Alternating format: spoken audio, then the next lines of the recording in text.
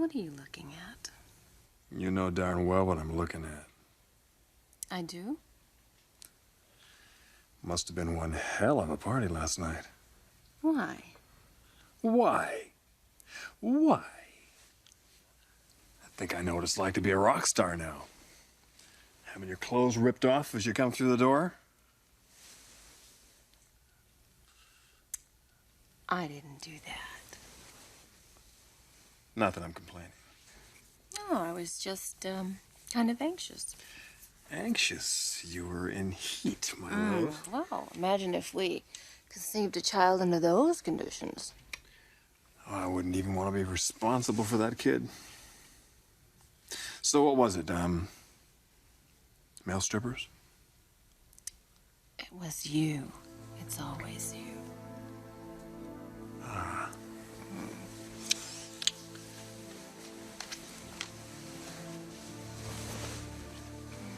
I wonder if you'll say that after 30 years. Oh, I'll be saying that after 130 years. What about you?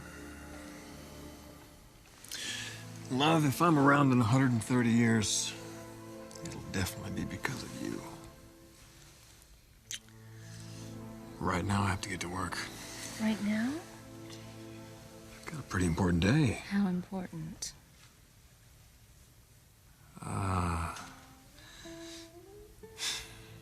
Not that important.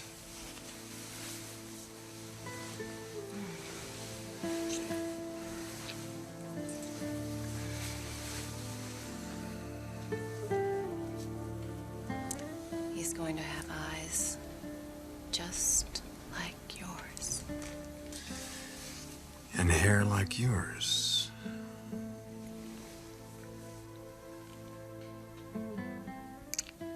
And your lips. And my brain, of course. Not.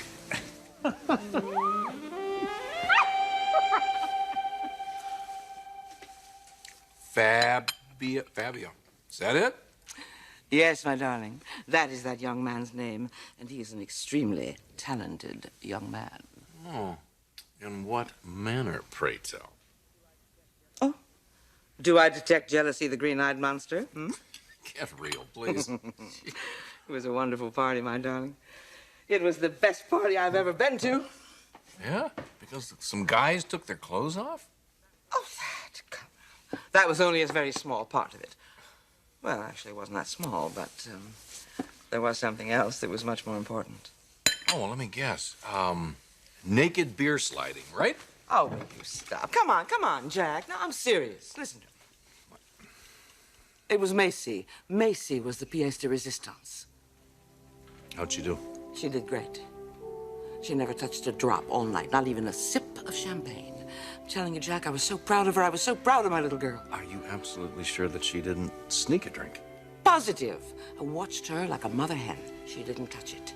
She's completely different, Jack. I tell you, she's a completely changed person from what she was just a couple of days ago. I hate to say this. It just sounds suspicious. I know. I didn't want to believe it myself at first. But I'm telling you, Jack, she's so real. She's so honest. She knows she's got a drinking problem. She wants to solve it. I've never seen her so determined. If she's so determined, why doesn't she go to AA?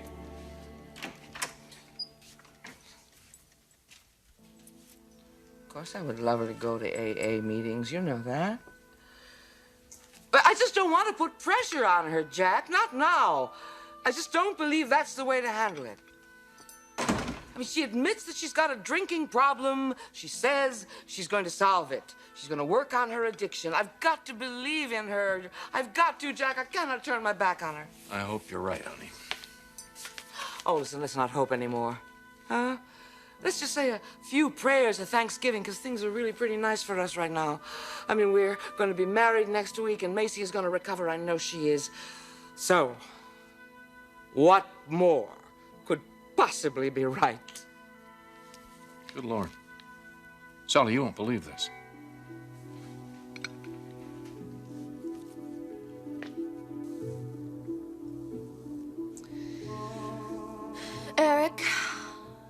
Stephanie, Rich,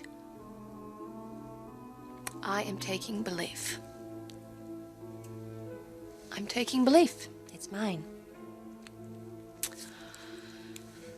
Eric, Stephanie, Ridge, I am going to own belief.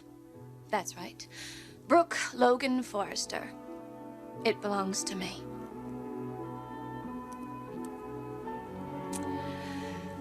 Yes.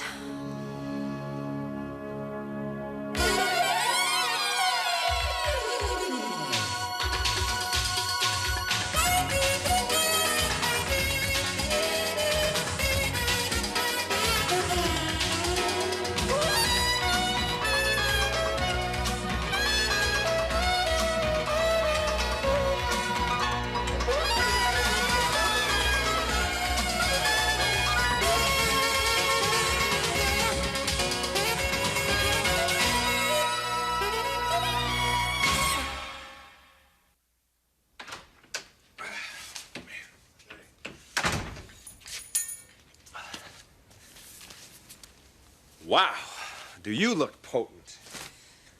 Well, that was the idea. So, you feel like a CEO? You should. I'm not going to count my chickens before they hatch. What's in the bag? Some power threads of my own. A new suit? Just for the occasion, we are gonna kick some Forrester butt today.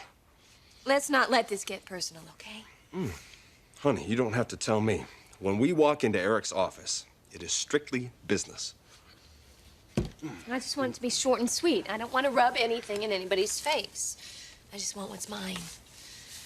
So, did you send off that application? You better believe it. Took care of it before I went jogging. How long does that process usually take? You should have a patent pending in no time. After that, it's up to the Forresters. What do you mean? Well, Brooke, if they want to fight, they could drag this out for some time. But they won't win. You keep saying that. Is that a realistic assessment? They had no contractual obligation with you. I mean, they didn't pay you. They have no right to your work. Honestly, I don't think they've got a case. Still, I'm sure their lawyers are going to try and do something. I wonder if they're going to use Steve Crown. I wish. They wouldn't dare. We'd nail them on ethics charges. By the way, have you seen the paper this morning? No?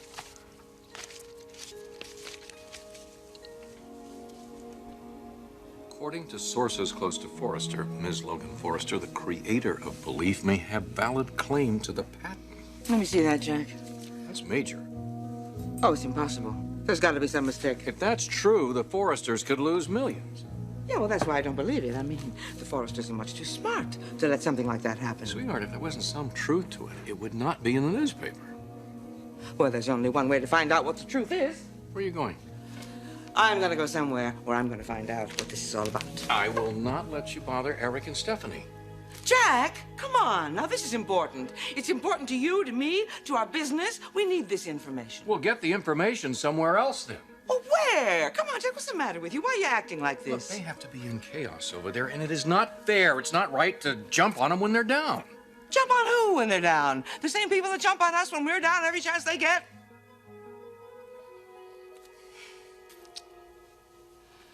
All right. I don't want to argue with you. I won't bother them. But I am going to get some answers. I'm telling you, Jack, we're talking about something of major proportions here. We are talking of a breakthrough of mammoth proportions. Now, when that happens in this business, it leaves a great big vacuum. And that great big vacuum has to be filled, baby. And Spectra Fashions is going to fill it.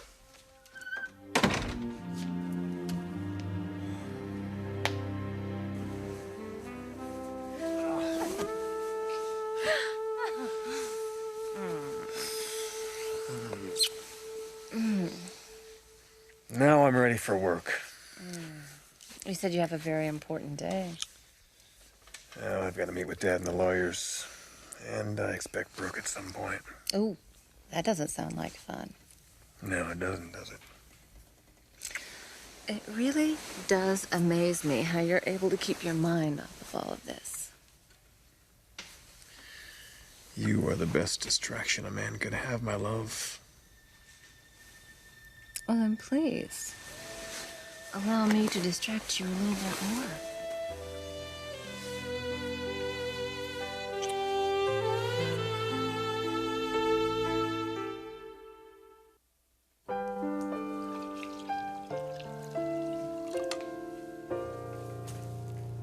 Thanks.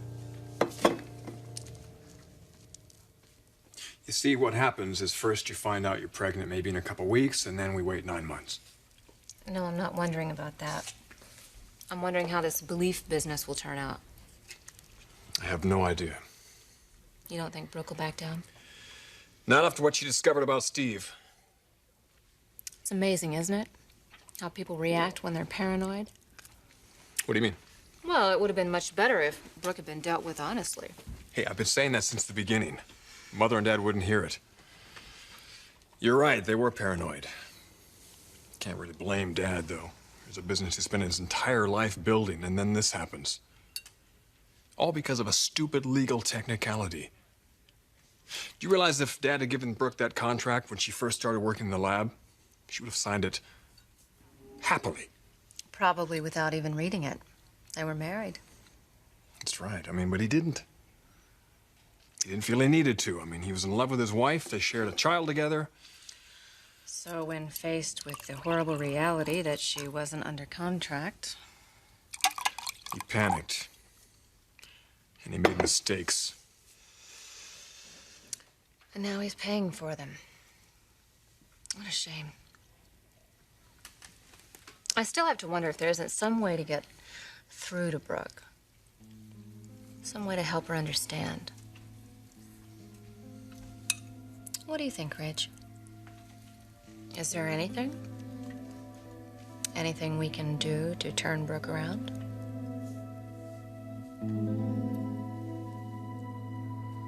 It was bound to happen sooner or later, Brooke. I think it's a pretty objective article. Yeah, it's pretty objective. But what? But, I mean, it's one thing to make these threats, and it's another thing to see them about to be carried out. Makes it all very real. Maybe too real.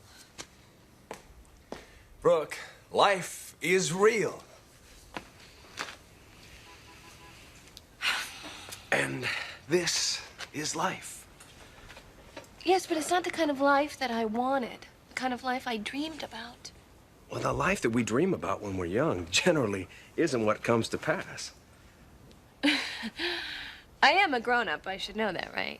Well, one would think so. But you're not the only one that counts on their dreams coming true. Everybody feels that way. It's part of being human. The trick is to know when to give up on a dream. I always believed that you should never give up on your old dreams. Well, new dreams are just as good as old dreams, sometimes better. Like your new dreams. Think about it. The security of knowing that you will never want for anything material for you or your children, and the excitement of owning a formula that is so vast in its possible applications. And also, knowing that there's someone who's committed to fulfilling your life in other ways. And he is not gonna bail out on you. Ever. Thank you.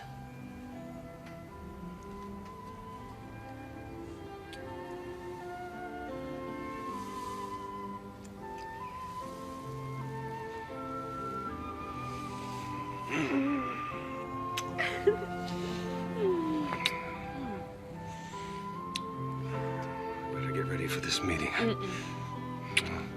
Gonna have to put you down. See you in a minute.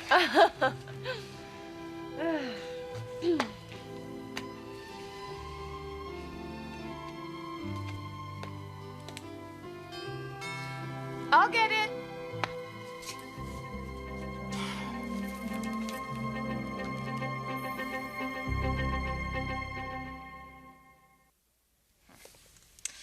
There's got to be something somebody can say to her. We've all tried to talk to Brooke. I haven't. Now, wait a minute. No. Now, I know that we aren't exactly best friends. Trust me, Taylor, there's nothing you can say to convince her to change her mind. Well, I wouldn't be so quick to say that. Love, if I couldn't do it, No, Rich, you are part of the problem. She feels betrayed by you. She may not like me, but at least I've always dealt with her honestly. oh, thank you. No, you know what I'm talking about. Look, what we're dealing with here is a classic communication breakdown. Eric should have been honest with her, and he wasn't. And now Brooke is bitter about it. It wasn't that he didn't trust her. It was that he didn't trust himself. And I repeat, it was not a personal attack on Brooke or her character. It was a stupid, foolish mistake on your father's part. And I'm sure he would be the first one to admit that.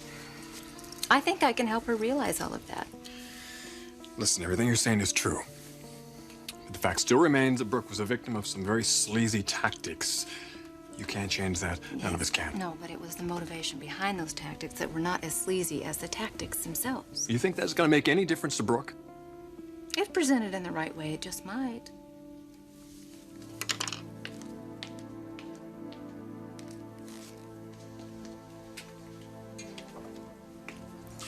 You know, maybe you should have negotiated treaties. I just want some peace in this family. And the baby, of course. Ooh. What a baby that's gonna be, huh? You're getting off the subject. I'm not. Yes, you are. No, I'm not. Yes, you are. Will you let me talk to Brooke? Just let me give it a shot. It's too tenuous, my love. What, am I going to make it worse? If there's one thing I've learned from this situation, things can always get worse. I am a professional. Will you please give it some thought?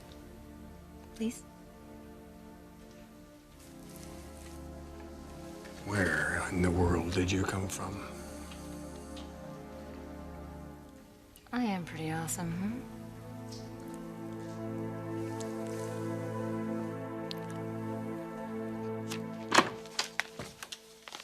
Sally, Good morning, Brooke.